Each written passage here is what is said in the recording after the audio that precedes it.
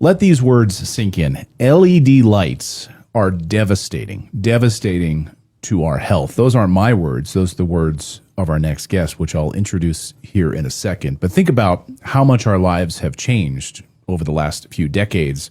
Think about now when you go to sleep at night, all of those little LED lights that are surrounding you while you sleep, and the smoke detector, maybe on a television at the bottom of the screen. Maybe you've got an air filter with multiple LED lights. Maybe your phone is sitting next to your bedside table with an LED light, surrounded by these artificial lights. Devastating to our health. Again, Mark Baker is the founder and president of the Soft Lights Foundation. Those are his words. And I've been wanting to do this story for a long time here on Redacted. So many people have been asking us, please have Mark Baker on, have somebody from the Soft Lights Foundation to come on to talk about how devastating these lights are to our health. And so your wish is my command, and Mark is our guest. Mark, welcome to the show. Hi, Clayton. Thanks for having me on this show. My pleasure. I think people don't want to face this. And so we kind of maybe compartmentalize it. Like, we're able to look at other things in our environment. We don't want lead in our water. We don't want these other things in our environment as we go through our day. But we just sort of accept, LED lights and lights are just kind of part of it. So I'm just not even going to face that. I'm not even going to look this in the eye because it's just too much. Do you think you see that from a lot of people when you first start talking? Do their eyes sort of glaze over? Yeah, so I have been told that, Mark, you're taking on too much. This issue of LED lights is overwhelming, and I kind of agree that it's overwhelming. So we see the LED headlights in cars. We see the LED street lights that are blue rich. We see this conversion to LED general service lamps that we put into our house. We see the intense LED indicators on washing machines and refrigerators. And so these LEDs are now everywhere. I left out emergency vehicles, which many people really find debilitating. They have very intense flashing LED lights. So it is a big task, and it's easy to ignore or not want to deal with it because it's overwhelming. And I have found it to be overwhelming for our bureaucratic officials because they too don't know how to solve that. And so we are trying to push them to get this problem solved. So we have a lot to unpack, and I want to just have a great conversation with you today on this. Before we get into all of the mechanics of how it's terrible for our bodies and what you're pushing with members of Congress on this, can you walk me back? How did you come to this subject? And I hate to say, I hate to use a pun here, but what was like the light bulb moment for you when you said, this is devastating and I need to take this on? Yeah, so I lived in the Silicon Valley of California, and I was a school teacher. And around 2015, 2016 is when the LED lights really started to come out, the high-powered, high-intensity LED lights.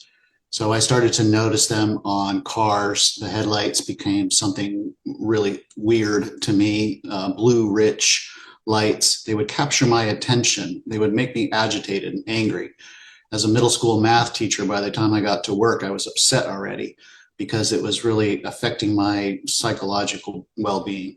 Then I would come home, and my town had switched from high-pressure sodium streetlights, the nice amber glow, to the 5,000 Kelvin blue rich LED streetlights. I happen to live in an apartment on the second floor.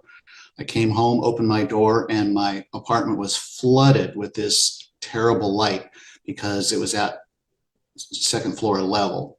I had to close the blinds and try to block it out, but even then it's so powerful it seeped in. So that's when I really started to become an activist because wow, this is really bad. I met with city officials to try and find out what had happened. And that's when I started to learn the bureaucratic process. But because it was so debilitating for me as I started to fight it, I ended up at the point where it was so impactful that I had a mental breakdown at school where my school district had said, no, we're not turning off those LED lights. You're just going to have to somehow live with it. And I really couldn't take it anymore. So it was so bad that they came and took me away and put me in a hospital for 4 days. And it was not an experience that I'd like to go through again. And it really changed the direction of my life. I was already advocating for fixing this LED problem, but that was really the end of my teaching career. I could not go back to teaching because you have to have patience, and with a mental breakdown, you don't have patience anymore. So then I became just full-time advocate, learning the physics, learning the government bureaucracy, learning how these lights are regulated, all these different issues, and connecting with many people around the world who are suffering as similar to me. Can you go back to this mental breakdown? Did you think you were like isolated? Like this was, I mean, I guess at the time I'm just trying to picture myself. I'm trying to put myself in your shoes. Like if I was, did you have this awareness? Did you know this is exactly what's causing the problem? Or did you think it was a confluence of things, other things in your life, and you just weren't able to pinpoint it? And did you feel like isolated? Like, are there other people out there that are having this same experience? Because we hear from viewers all the time that say, when they live near electrical wires and things like that, or 5G towers, how debilitating it is for them. And then other people can just go through their day normally and they don't have any of these issues. Did you feel like you were on an island? Well, so at first, it's what is this light? It's so bizarre. So there was a woman in Chicago who had started a Facebook group called Ban Blinding LEDs. So around 2016, I think late 2015, I joined that Facebook group. I didn't know anything about the LEDs. So this is where I started to learn that other people were feeling these same effects, that this was just too sharp. And really not something that we wanted to be suffering under. And so we learned about color temperature. I didn't know anything about that before. And so what happened is I got so invested in it that they encouraged me to start my own Facebook group. So I did that. So we have the Soft Lights Foundation Facebook group, but they're kind of twins. And we have met people that join both groups. I had a person that was a lawyer that I was talking to told me that I should be a foundation. So I made a 501c3 foundation for the Soft Lights Foundation. But when I was initially going through this and I was kind of battling my school district, they had a 5,000 Kelvin LED light on the roof to supposedly for security. And so it would strike me in the eyes as I came to work. So one day, my principal came in and just told me, well, Mark, you've asked to have that turned off, but they need it for, quote, security. And I had been struck so many times by the LED lights. This was in 2019. So I had already been working on it 3 or 4 years. And just the accumulation of being struck so many times, I snapped. I've never had anything like that before, but I knew exactly what it was. I fell down on the floor. I was screaming. I was saying LED lights. It's not the students. They're not bothering me. It's the LED lights. So yes, I knew exactly what it was. And when they took me to the hospital, I was trying to explain to them, but I was kind of out of my mind. They gave me a lot of drugs and stuff like that and try to just calm me down. But yeah, so it is, you are on an island. We do feel that nobody's fixing this, but we also share camaraderie with all the people around the world that are suffering similar to me. So there are a lot of people that have similar circumstances then to what you experience. You were not alone. There were a lot of other people experiencing something similar to you, right? Very much so. So people with sensitivities, it's not really the greatest word. It makes us sound weak, but we have a sensitivity to electromagnetic radiation. And for me, it's maybe blue rich light at nighttime. It's really, really strange experience. But other people are suffering epileptic seizures from the LED lights. A lot of people are suffering migraines from the exposure to the LED lights. I've had people contact me and said they're suicidal because they just can't take these LED lights anymore. And so there are a lot of people with sensitivities and people who have disabilities that would qualify for the Americans with Disabilities Act. So we're kind of like canaries in a coal mine. But then with driving, a lot of people with astigmatism have signed our petitions and let us know with people with astigmatism are having a lot of trouble driving because of the LED headlights.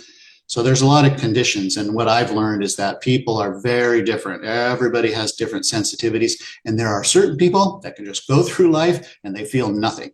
This light doesn't bother them at all. So we have to be aware of both types of people. And I guess we'll get to this in a little bit, but I would think that the people that maybe go through their life where they don't have any sensitivities that they know of outwardly, maybe inwardly it's affecting their sleep in a deep way, and they probably don't know that it is. They might just say, I don't have any problems. I'm sure if probably many people watching this are like, I've never noticed an issue at all, that we're going to have a lot of people that are going to leave comments on this video that are going to say, thank you for speaking about this because I've been suffering from this for years. So do you think that that's true, that maybe, it's affecting their sleep, they just don't know it? Right. It's how would you pinpoint? You wake up groggy, you go through the day kind of grumpy, you're just don't have the energy, but how would you know why? So previously, a lot of the country was lit with high pressure sodium streetlights, and that have an amber color. I don't think there were a lot of complaints about that. It is light pollution, but when the switch to light LED streetlights happened, they changed the color temperature and these streetlights became blue rich. So there is a spike of blue wavelength light at night now.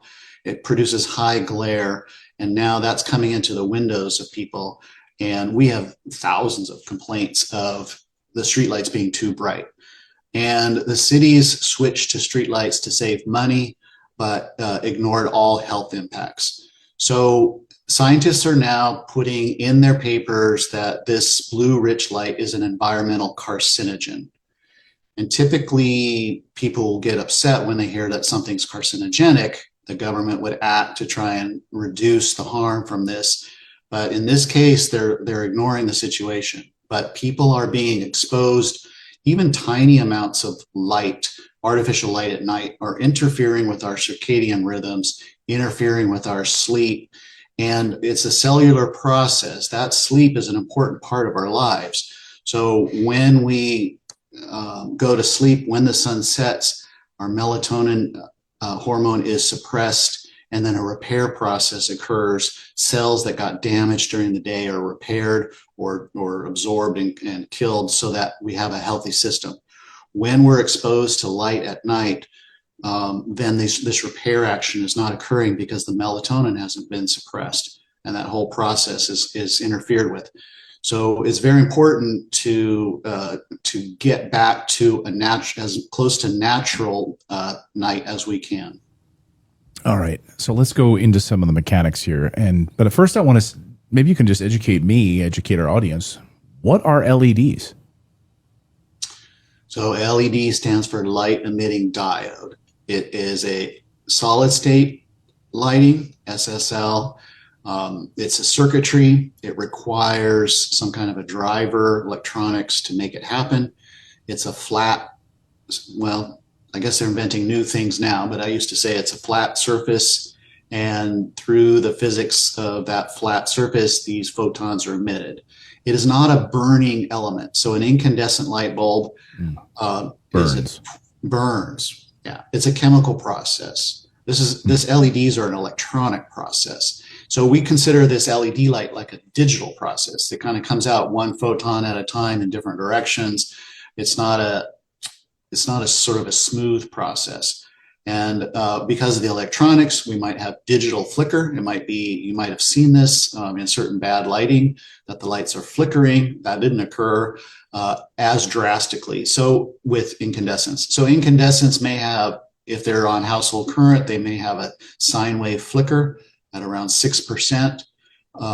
And most people could tolerate that.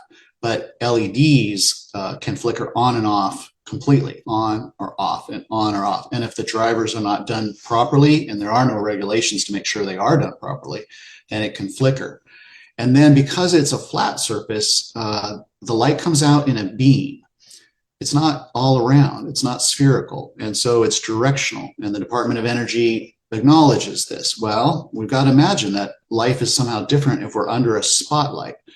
the engineers try to maybe make the light come out in all the directions, but really it's kind of a messy light. So all these different characteristics, I think I left out spectral power distribution, which is the energies at each wavelength, the blue wavelength, the green wavelength, the red. And one of the drastic differences is that LEDs have eliminated infrared light. The Department of Energy claims that this infrared light is something that waste. They call that wasted heat. So LEDs are so great because they eliminated this waste. Well, in the last few years, many scientists have now figured out that this infrared light is very beneficial. And people are already making products. People can buy masks that have red LEDs in them to somehow make your skin better. And so they recognize the benefits of this infrared. So the switch from incandescent lights, which was this pretty much healthy light, to a really hazardous toxic LED light with no infrared, but lots of hazardous blue, was probably one of the worst decisions ever made. It's remarkable. I just did a little side anecdote here. Back when I used to do a show called Fox and Friends on Fox News many years ago, and this was all rolling out at the time. I think it was under Obama, where I guess they were starting to eliminate incandescent bulbs and so forth. I'll never forget, because I didn't really know much about it. I thought that these were highly inefficient. You know, those old incandescent Thomas Edison bulbs, right? They cost a lot of money. So everyone's getting those CFLs and LEDs, and they're going to save a lot of money. You know, your electricity bill is going to plummet because it just took a lot less. And I remember my friend, my co-host at the time, Tucker Carlson, said, I don't want these LEDs. So he just like stocked up on so many incandescent bulbs. He just had like a garage full of them because, you know, they're like impossible to find. And I just sort of laughed at it. And I thought, oh, that's interesting. Like, I guess you don't care about saving money, you know, but now, like in hindsight, it was a really smart thing to do. And I mean, they started to eliminate incandescent bulbs, did they not? I mean, they made them illegal, if I'm not mistaken. Yeah, that's quite a story. That's exactly what has occurred. Tucker was right to stock up. It's a much healthier light. So backing up a bit, way back in 1973, we had an energy crisis in the United States and an oil embargo, and people were lining up to get gas. And that's the first time that Congress in the United States sort of recognized that, well, unlimited energy sounds great, but here we're learning our lesson. We don't have unlimited energy. We're kind of dependent on how much we have and where it comes from. So they started to look in ways to save energy, and energy conservation or energy efficiency is a different term. They started looking into how can we do that. So one of the first things they did is start applying energy efficiency rules to vehicles. And so you had to start getting a certain miles per gallon. And as long as the car is still going just as far and just as fast and just as safe, energy efficiency is perfectly fine. You're actually saving money. Instead of 10 miles per gallon, you're getting 20 miles for every gallon and no change in your car. Why not? That sounds great. But then they started applying it to everything else and to refrigerators and all kinds of things. And then they applied it to light. And this was a big mistake. So in 2005, they passed the Energy Policy Act and directed the Department of Energy to go investigate. Hey, there's this new solid state lighting, these LEDs. They look great. We can save energy. So go find out if we can use LEDs to replace the incandescent light bulb. That's what the law says, 2005. By 2007, everybody had gotten so excited. Oh my gosh, this is great new technology. Yes, we can save all kinds of energy. And the Congress directed the Department of Energy to establish a rule that the minimum luminous efficacy is 45 lumens per watt. So any light bulb for your house had to meet that criteria.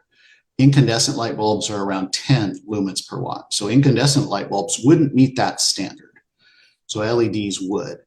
And so this is what the cause, and it's gone through multiple administrations, Republicans and Democrats. So it's just some train wreck that's gone through all administrations. But so this was the cause of everything. And so when they implemented that rule, then that was the phase out of incandescent light bulbs. The problem is the Department of Energy was required to collaborate with the Food and Drug Administration to make sure that this new light was safe. The Food and Drug Administration regulates electromagnetic radiation for all products, doesn't matter what it is, X-ray machines and microwave ovens and lasers, and it would be LED lights. So DOE and in the law, they're required to collaborate. Well, that never happened. So nobody ever established any performance standards to make sure that this LED light was safe. So when it came out and your friend Tucker said, wow, I don't like this LEDs, it's because there were no standards. The only standard was lumens per watt. How much light can you get out? Is the light safe? Nobody checked that out. Is the light meet quality standards? Does it have low flicker? None of that occurred. So it was pushed on us. Maybe not. They weren't trying to kill us initially, but it happened, one of these things, and it was like, I don't know, negligence, and then it was just the ball started rolling, and now nobody knows how to extract themselves out of this problem. I want to come back to the idea of negligence, but also maybe intentionality of them trying to kill us in a second, because my brain, I've covered too many stories to think that it's this is all a coincidence. We'll get there in a second, but maybe you can talk about some of the mechanics of LEDs and what it's actually doing to our bodies. Yeah, so I'm not an expert on biology, so I'll do what I can, but light is fundamental to how we function. It turns out that we have photoreceptors throughout our body, not just our eyes, but in our skin, even inside in our blood vessels, in our fatty tissues. There are these proteins that will capture or detect light, and the light can penetrate through our skin, and they've even found these detectors in our brain. So they're called opsins, and these detect light, and especially they're tied to blue wavelength light at 450 nanometers, around there. And so that blue light is fundamental to waking us up in the morning, making us energetic, making us hungry or sleepy, the lack of blue light. And so that's really important. And so if we've altered that by introducing LED lights, which if you look at the spectral distribution, typically has a large spike at exactly that 450 nanometers. Why did they choose that? Because it was the way they could make it. It was the cheapest way. They've been working now for a decade to change it and to improve it, to make it sort of come out like an incandescent light bulb. So that's what's occurring. But all these lights that we've been suffering with for a decade or more have a spike of that exact blue light that is probably something you don't need, especially at night. And so we have found that we are sensitive to the whole spectrum. We're sensitive to the missing infrared. We're sensitive to maybe missing green. We're sensitive to the high blue, et cetera. So the mechanics of the light is really important. The spatial distribution, how it lands on our body, is important. The time of day that we're being exposed to certain wavelengths is important. The flicker. And so all of those things are impacting our mood and the diseases that we might be at risk at.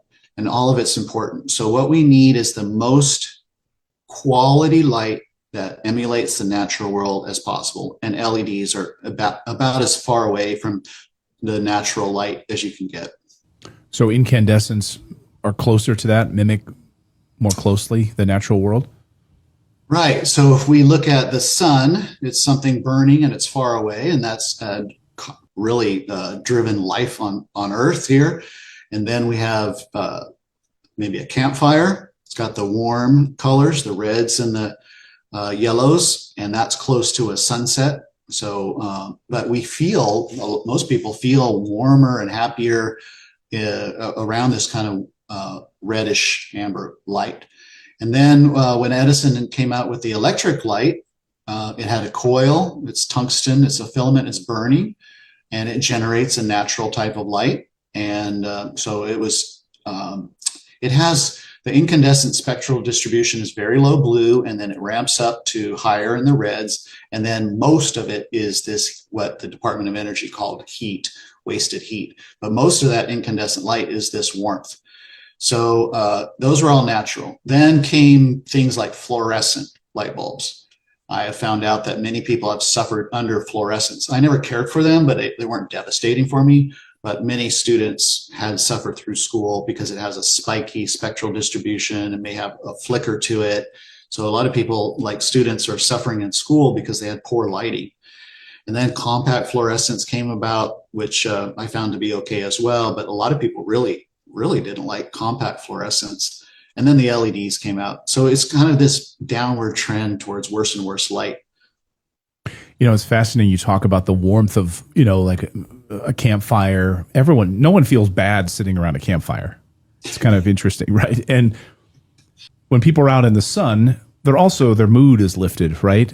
Most of the time. And we know, even my daughter's been dealing with influenza A over the past week. And I've told her, go out at noon and sit here for 10 minutes in the sun. We get this beautiful Colorado sunshine, sunniest state in the country. Like, sit here and get, 10 minutes of vitamin D in this noon sun, to make you feel better, get better. And even the Norwegians and the Danish have a term for that cozy lighting atmosphere called hoika. I think it's pronounced. It's spelled Hygga or E. I think if all my Norwegian friends and Danish friends forgive me, but it's a term for having that cozy atmosphere. And so the Danish, the Norwegians take lighting very seriously. Like, it's a very important part of their living rooms because it's, cold and dark. And so when you get together with 6 people, I think the number is even 6. Like, if you have more than 6 people at a gathering, then it's not considered hoika. They have a name for this, like, cozy atmosphere, and the lighting is so important to that cozy atmosphere with gathering 6 people. Anyway, my European friends told me about this, and there's books written on hoika, and it's really fascinating, right? If you have more than 6 people at a gathering, then it's not considered cozy. And so they take their lighting very seriously. And I would imagine that having that warmth of those certain lights is important to that entire atmosphere. Would you say? Yeah, I like that story. I'm half Danish. I don't know the word for sure, but I know the concept, and you're right. And so I like that. So we have to realize then that light is affecting our mood. So if the government and the Department of Energy came along and strictly required lights to just simply meet 45 lumens per watt as a minimum luminous efficacy, without considering the impacts on our mood, that was a big mistake. Why should we be forced to? Let me back up. The idea was to, of course, conserve energy by being more efficient. So the problem is, of course, that they didn't really think it out properly. They didn't test it. They didn't make sure it was safe. And then they didn't make sure. The idea was that there would be a 1-to-1 replacement. So if you had an incandescent light bulb, you'd go to the store. Now you'd pick up an LED. It would supposedly last longer, and you'd be saving money. But they didn't realize that the manufacturers and the engineers and the physicists would invent all kinds of new LED lights. And so now we've got LED lights everywhere where we don't need them. So did we end up saving energy because we did a 1-to-1 swap? I don't think so. I think we ended up with way more lights, way more e-waste, and light pollution it's a major consequence to our health and to our ecosystem health. And so I think it was just a total disaster, even if the intentions were good. So we need to get there's tons of research. So we need to get that research into the hands of the officials. And my big push is against the Food and Drug Administration. We need to get them to listen and start evaluating the situation. And we need to undo the effective ban on incandescents. We need to allow people to start be able to buy these incandescents again because they're healthier for us. And we need to eliminate some of these hazards that are built into the LED lights. Can you even buy incandescents anymore? I mean, are there any manufacturers still cranking them out? Yeah, so there are ways to do it. So there are lots of limits, but you sort of workarounds. For example, there is a type of they didn't ban it on all light bulbs. So specialty light bulbs you can still purchase. You can purchase an oven light, for example. That's an incandescent, and an oven light might be 60 watts. Not too bright, but it would be an incandescent. Rough service is a label for light bulbs that allow them to maybe be outside in the winter or something like that. So they're more durable. You can still buy rough service. So if you go online and you need a light bulb and you don't want an LED, look for these specialty bulbs. I bought a bunch from a store that these bulbs were made in Hungary. And they were at the store, and it was a discount store. They have a little bit of halogen gas in there, and it's a little bit sharp, so it's not my favorite, but I bought a bunch of them just in case. I have LEDs in my house, so not all LEDs are bad. As far as the color temperature at 2700 Kelvin, for me, that's about sort of the limit of that, sort of as a label of blue, how much blue it has. I'm okay with that as long as it's not flickering and stuff. It's not a bad light for me. But anything beyond above 2700K, I can't tolerate it. So there are ways. Many people have found it necessary. Christmas tree lights. We would recommend buying that. I just looked online yesterday. There you can still buy the old style incandescent Christmas tree lights. And I would recommend buying those because they're gentler and softer, and they don't have that sharp, ow, my eye hurts because it's too sharp. So yeah, there are workarounds for it, but it would be better not to have the rule. And Senator Mike Lee of Utah has introduced in the Senate, it's called the LIT Act, L-I-T, I think it's Liberating Incandescent Technology. I don't know if it's going anywhere, but I think it's around April of 2025 he introduced that. Just cross out all these energy efficiency things. And we support that. The Soft Lights Foundation supports that regulation because it was done wrong in the first place. Without regulations to make sure the light is safe for us, comfortable for us, it was a bad rule. What about sleeping? Because as I mentioned at the beginning, now we're sort of surrounded at night by, maybe you've got an alarm in your house. It's got a little green light on it. I know we have that, your smoke detector on the ceiling has a little LED light. There's all these little LED lights surrounding your bedroom. And I keep hearing stories about how detrimental it is to your health. It can even cause myopia in children, that ophthalmologists are fully aware that they can almost tell if a child has been in a room with too much light as they're growing up. They'll develop myopia, which is unbelievable to me. Just like little LED lights in your room can affect your sleep so much. Can you talk about the sleeping patterns with these LED lights surrounding us? Yeah, I think the myopia comes from looking at close objects, looking at our cell phone. So if children are looking at devices, I think that's a problem. But the light itself, and I've had exactly that experience that you just described. So you turn off the lights and the lights are still on. Right. There are little indicator lights, and it's disturbing. Science has measured this and has found that even those tiny little amounts of lights are interfering with our sleep. So I try to go around and turn off, let's say if it's plugged into a power strip that has the red indicator, I turn the power strip off. For the smoke detector, I painted it over with nail polish. I don't want that thing blinking at me when I open my eyes. What else? There are the sockets now where you plug in your appliances has a little, and may have a little LED indicator. I was putting little stars over those. But then your Wi-Fi router, that may be in your room, and that may have an indicator, and it may be a big bright, they're making them brighter and brighter. So that may have a blue light. So turn off the router maybe. Maybe you don't need Wi-Fi at night. That's probably better for you anyways.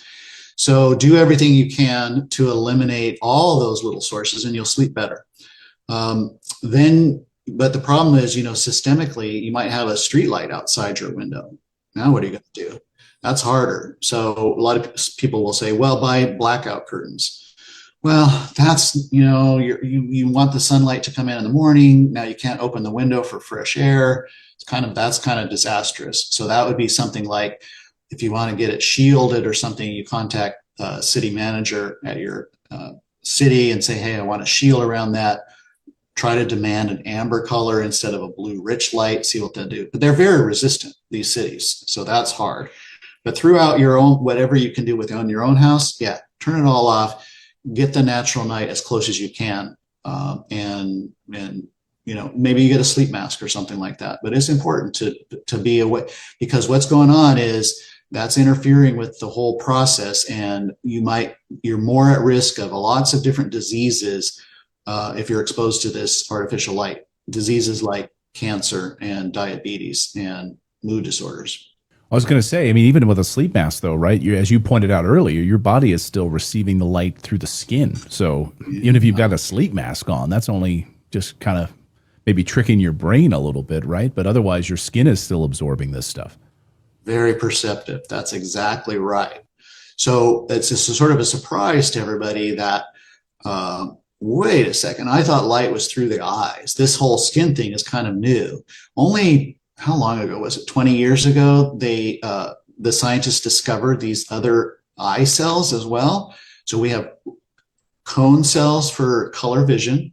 We have rod cells for nighttime vision, which is gray scale, but very sensitive. And then maybe 20 years ago, IPRGCs that are non-visual, but related to this circadian rhythm. And these IPRGCs are detecting the light and controlling things, and that's in the eyes. But then further, that wow, these same types of cells are throughout the whole body. And so yeah, you're right. We don't want the artificial light touching us anywhere. So you mentioned earlier some LEDs that they're now trying to mimic incandescence. So maybe they were harsh and blue, but maybe we could actually buy LEDs eventually that it's almost indistinguishable. And I've seen some of those like little flickering bulbs, they try to look like and mimic candlelight and those sorts of things. Are those good? Are those okay? Or are those closer to incandescent so our body wouldn't notice a difference? Right. That's a great question. So this is totally fascinating. So here we sort of unintelligently effectively banned a quality light, the incandescent light, in favor of the LEDs. So then we have LEDs for a decade, and then we figure out, oh, that was really bad. So the physicists and the engineers are trying to now take that same LED and make it go backwards in a sense, right, to what incandescent could generate. So there is a vendor, person I know that makes a bedtime bulb. That's his brand. And he's added infrared. So the main part of the light, the visible light, is an LED. And then they've added a little something in there that creates infrared light. And it's designed for you to use at night before you go to sleep. It's not a very powerful light. I've got one in my bedroom. It's very nice. It's soft. And now you've got that it's closer to mimicking an incandescent by combining these two technologies. There are many companies out there who are selling or promoting what they call a natural light, that the spectral distribution is, instead of this really tall spike of blue light and no red, that it's closer to natural sunlight, which is natural sunlight has, from all the visible wavelengths, they're pretty much even, depending on the time of day. So eliminating these spikes and trying to get it more of just a straight across all energies at the same levels. And then there are many companies now jumping into this, promoting these health effects of the infrared light. So that's just one aspect. The flicker, there's no regulations, but then people are kind of aware of that. The spatial distribution is still a problem because it's coming out of this flat surface. But yeah, that's a trend. And it's kind of up to the individual user. If you're purchasing an LED and it feels fine, okay, it's okay. Use it if you're not feeling any ill effects. But realize that at nighttime, do what you can to turn off that light sooner rather than later. And if you are being awake, use the warmer color temperatures at night. Interesting. Now we're in a fairly new home here, and so we've got the cans in the ceiling with the LEDs that are way up there in the ceiling with the whatever you call them, the recessed lighting and all of that. It's like, how do you try to replace all of that? Back in the day, I was replacing those all the time, getting up on the ladder, because they were incandescent, and so they would, you could dim them, they'd burn out, after about a year or however long. So I guess it's almost impossible to find manufacturers of incandescents for like recessed lights and all of that these days, right? Yes. Also, I should point out before I let you answer that. I know even they'll clip in like they clip into like a socket. So they don't even have the traditional, whatever you call it, socket, right? You can't even like screw anything in. They just kind of clip into a little LED receiver.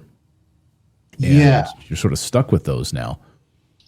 Yeah, so that's not everywhere. So we went to a hotel recently and they had 5,000 Kelvin LED light bulbs in the lamps. We turned it on and we said, oh my gosh, there's no way we can handle this. So but they had those little, oh no, I take that back. That was another hotel, but they had those little plug things. So what are you supposed to do? This other hotel that I started to tell you about had regular screw in, the twisty kind. So we unscrewed them. We drove across the street to the store and bought some 2,700 Kelvins. They're LED, but we brought those back and they had it much softer, and then we could use the hotel room fine. I forgot what you had just said. Well, the plug ones, I mean, it's like, how do you, in your home at this point, I guess just turning them off at a reasonable hour. I mean, I don't feel the effects that I know of. Again, maybe in my sleep with all the LEDs in my bedroom, I'm definitely going to start getting out the nail polish for my wife and trying to put up some stickers to block that stuff. But, I guess in your main living room, if you got a newer home that doesn't have any sockets at all, they just plug right into a little socket, and you're stuck with these LED systems until I don't know what. Maybe there's an invention that can mimic incandescence or something. Yeah, and that reminds me of what I was going to say. When we moved into our house currently, now they're integrating the light into the fixture. This is another very, very poor design choice. So in the kitchen, we had 5,000 Kelvin lights, but you could not just simply replace the bulb. And so I'm not any kind of a fix-it person or anything like that, but I got the ladder and I got the hammer and I got the drill and I got all those things because I had to totally replace the entire fixture. So I've got parts everywhere. I'm going to Home Depot multiple times to get the parts that I need and drilling things and just to replace the light. That doesn't make any sense. It's crazy. I guess before I let you get out of here, Mark, I wanted to talk about maybe the insidious, almost nefarious nature of these things. And you mentioned offhandedly, like, I don't know that they're trying to kill us, but that's where my brain kind of goes with a lot of this stuff. We see this with cloud seeding and sort of all sorts of other harmful things, whether it's processed food giving us then medications, then, keep eating your processed food. We'll give you statins, on the back, on the backside. Right. So I don't trust these people as far as I can throw them. Do you think that there is an agenda here, that there is some sort of an agitation agenda? Because if we're all angry, if we're all agitated, if we're all not getting proper sleep, my brain believes, that the government, and there's nefarious, we certainly know the effects of MK Ultra programs that we've covered here on the show, and the CIA, they're still operating today. We've spoken to whistleblowers, so this is not fiction. Do you think that there's something nefarious going on here? Yeah, I'm asked that question quite often. It's complex. The nefarious part is sort of inherent to everything else that's going on. I would use a lot of other adjectives to describe the situation: arrogance, incompetence, negligence, power, money. So these different things have come together: inertia, fear. Like in a bureaucratic system, there's a fear of losing your job if you do raise the issue. So all these things come together. One of the other things that I have found personally is how the system works is that if I notify a government agency that there's a problem, the first thing that will come back to me is how they're complying with all the regulations, so they don't have to do anything. If I push it further, like a petition, they will come back and say why they don't have to do what I'm asking them to do. If I push it further and take them to court, and I filed many lawsuits, pro se lawsuits, then they will assign it to a lawyer, and the lawyer will then fight. So even this, when you want to get it fixed, and you point out all the problems, the system that we live in is designed to fight any kind of fix. They want the status quo to stay the same. So is there somebody sort of pulling the strings and saying, yeah, that sort of there is. There are people that want to make money. They don't want to be sued. So for example, these LED streetlights, it's been now scientifically stated that it's an environmental carcinogen. Well, now those companies are liable for having sold this product that's a carcinogenic product, right? Well, they don't want to be sued, so they're going to fight. So anything that occurs now kind of gets on its own, kind of rolls down the hill. There are forces at work that's very difficult to fight. And whether they are trying to kill us all, probably not. But are they trying to fix it? Absolutely not. Right. And so, that's what's going on. My brain always goes to, well, someone's probably making money off of this. If they now, the melatonin industry or something, trying to help us sleep because they know how detrimental, they can make a lot of money off of this. And so the sleep industry, the sleep drug industry probably can make a lot of money off of this. I'm sure there's papers somewhere. Someone knows this and someone's making money off of it. Yes. But that's my cynical nature. I've been doing this too long, Mark. Where can people learn more about how to maybe change their environment? Do you have or on your website where some resources that people can go if they want to reach out? Maybe someone's been suffering from this for years and just didn't know, and this could be, again, a wake-up call moment for them. Where can people go to get more information that you can help them with? Okay, great. So softlights.org, it's plural, softlights.org. On our front page, we have a campaign right now for, especially for LED headlights on cars, and you can sign a petition on change.org. We have over 75,000 people now have signed our petition to ban these blinding car headlights. You can also submit an LED incident report, which we submit to the Food and Drug Administration. We started this in April of 2024.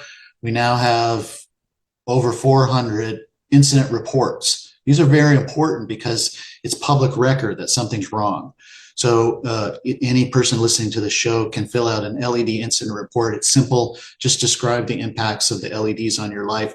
The Soft Lights Foundation will submit that to the Food and Drug Administration, and we will hold them accountable to make some kind of regulations or something about this. If you want to learn more about the health impacts, we have a resources section, which I post lots of scientific articles. So the direct source, you can read through those, those can be difficult.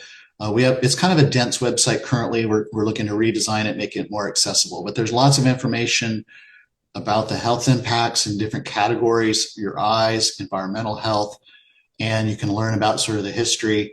We have a news section, which kind of keeps you up to date, what we're doing, all of our regulatory petitions and our lawsuits, et cetera. And so, and then you can reach out to us. You can join our Facebook group, Ban Blinding LEDs, and collaborate with others who are also trying to solve the issue or just there to complain. Well, there's power in those numbers. I can tell you one thing I'm going to be doing, though, which is after this interview is going to our bedroom and putting stickers on all these little LEDs. I've been meaning to do it, and you were the catalyst. So the sleep masks don't work, and we've got too many of those things in our bedroom. Mark, thank you so much. I keep thinking of puns to say that this has been illuminating, but I should stop myself from saying that. But thank you so much for this. I've been wanting to really dive deeply into this subject for a long time, and hopefully we can have Senator Mike Lee on the show to maybe push this even further and see if we can get some eyeballs paying attention to this at the FDA and other things. So, Mark, thank you so much for your work on this, and this was really, really eye-opening. Thank you very much, Clayton. Thank you.